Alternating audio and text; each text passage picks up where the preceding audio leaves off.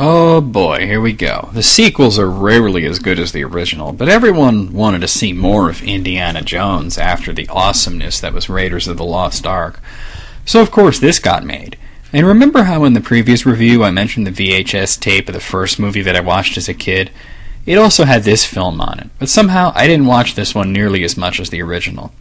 Actually, Temple of Doom isn't even really a sequel, it's more of a prequel as it takes place in 1935, a year before the events of Raiders of the Lost Ark. This one starts off with Indiana Jones in Shanghai chasing a diamond, and once again going up against a rival who wants to steal it from him.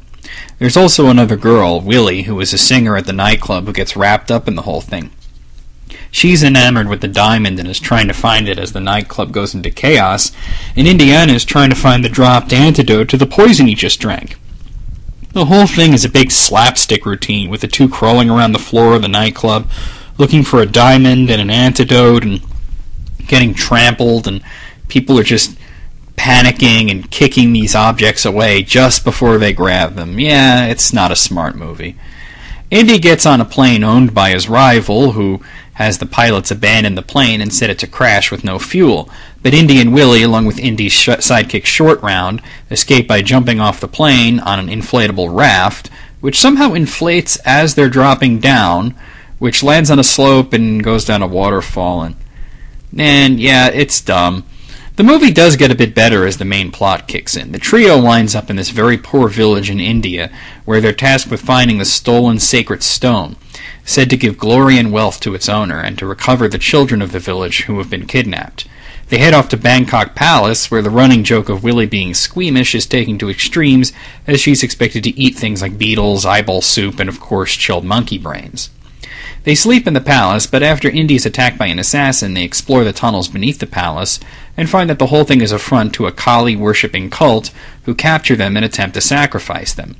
The leader of the cult, Mullah Ram, manages to put Indy into a trance, but Short Round gets him out of it, and then they escape with the stone and the children in tow. The whole ending is weird. Indy cuts a rope bridge and Mullah Ram is hanging onto it. Indy prays to Shiva and the stone gets hot, which causes Mullah Ram to fall and get eaten by gators, and then Indy takes the stone and the kids back to the village. Okay, so you could probably tell I find this film to be inferior to the original, so let's talk about that briefly. The entire thing is just dumb, but not in that fun escapist way of the original, but just dumb.